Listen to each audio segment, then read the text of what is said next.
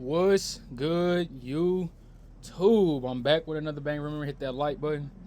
Hit the subscribe button if you're new to the channel, bro. And tap on my socials at saa.von. Hit that subscribe button. I got that like there for you just on purpose, bro. Go ahead and hit that before we get into this video. But today, I'm just going to be finally showcasing my 2K26 build for current gen and next gen. Like, this is going to be my build for both games, bro. I'm on a 6'5" guard. That means I can run shooting guard or primary point guard. And it ain't an or in this situation. I'm going to be running point guard because, bro, I'm not playing the two unless I absolutely have to in spots of the game, bro. Obviously, I can guard. Obviously, I can score. And that's easy work. That's easy playing shooting guard. But the main thing is being a leader on the court, playing defense on ball, creating and facilitating the offense, making sure you don't ever give up. Don't quit, because if you quit, the whole team see it, and next thing you know, everybody's going in chaos. And it's easier to run like this in the comp stage because they already expect you. Come in, put some points up, and pass when they wide open. When you in the rec, you in the park, and all that shit, people not too willing to sacrifice for somebody they just met 30 seconds ago. They just gonna assume that they the best player on the court. They never seen you play. They don't know what you're capable of. And 9 times out of 10, most point guards on the game is not really that good, if I'm being honest with you. Like, they don't play one-on-one a lot. They just sit in the my court, just dribble all day, and don't know how to get to a spot, get to a shot, or create a good pass, or at worst, just get downhill to get a rim run off and dish out to the corners.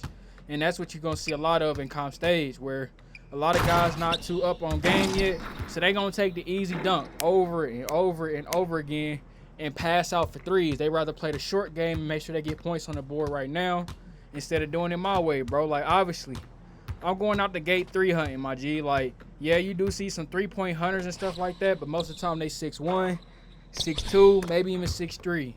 But any guard over like 6'4", 6'5", 6'6", 6'7", and shit like that, maybe even the 6'8", like me, I was running a 6'8" 3-point hunter. You're not gonna see them 3-point hunting much. They just gonna be going for the 2.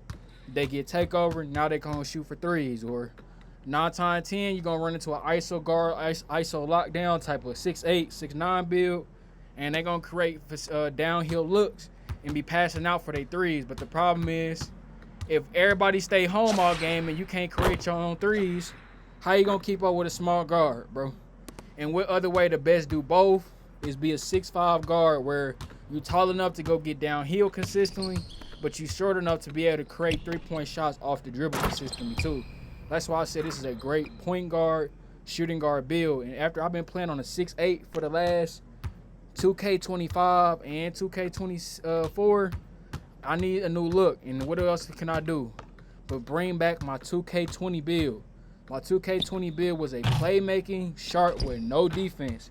Before it became popular, I was a play sharp, Hall of Fame playmaking, Hall of Fame shooting, with a little bit of defense, enough to bother you and be a pest.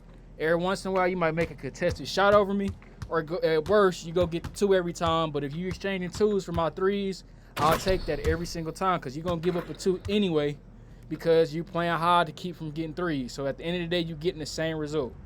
And seeing it now that a lot of dudes is out here running high driving dunk builds, 96, 93, 85 plus. Like, I got an 80, so 85 is like right around the same thing I got. But anything over a 90, bro, like, they just want to look athletic as they possibly can. But at the end of the day, it look like you putting in more work, but what you don't understand is a shooter put in work before you even got there.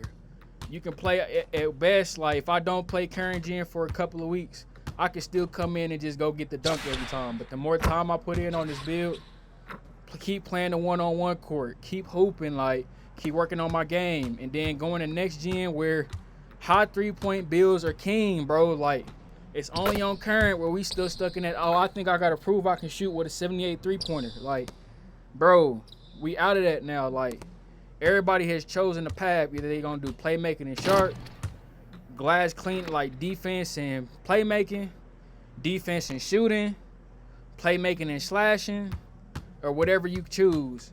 But this year, bro, we gotta get out of that 78 3-point builds, ISO lockdown, ISO bigs, because at a point, you go switch over to next gen, bro. Like, yeah, you can get away with that in the park, maybe in the rec. But if you trying to play Pro-Am, you trying to play stage over there, bro, yeah, you can get away with it on the one-on-one court. Like, yeah, that's cool. But to show that you really there, you really can play on the threes, the fives, that playmaking sharp with a 94 three-pointer and above is king, bro. And I'm putting you on now, and I'm going to say it all year, bro. Like, if you still hanging around and you still watch my channel, not too many guards is pulling up from the hash, the half-court line, and beyond the half-court line with or without takeover, bro. Like, yeah, you might see some people go for it at the end of the game when they up 20, 30, they up 15 points, trying to troll and cheese and shoot half courts and full courts and shit. But while you playing, bro, that's my game. Like, you playing, but I'm serious. Like, and that's the best thing about it. Like, I know a couple of people gonna watch my videos and now they gonna understand, like, bro, he wasn't lying about what he was saying. So now I'm gonna have to guard him. You might get me on the one-on-one court, like just rim running and try to keep the ball out of my hands, or trying to press me so hard that way I can take the two. But at the end of the day, bro, when it all comes down to it, you still gonna have to see me on this 3-on-3 court, bro, where it's full court. It ain't just you in the whole court by yourself where you can just rim run over and over and over again, where you can probably get a stop, because at the end of the day, if I give up the ball, the game is damn near over because all you're gonna do is rim run. This build right here shows purebred confidence, and that's all my 2K20 build was about, even my 2K19 build, because these builds was not popular back then. You had to play sharp, you had to play shot, but you didn't have a pure Hall of Fame shooting, Hall of Fame playmaking build, bro. You either still had dunking, you still had slashing, you still had other things to make up your game if your shooting wasn't working. And I'm gonna tell you right now, there's not gonna be a game where my shooting not working, bro. I still can go get a stop.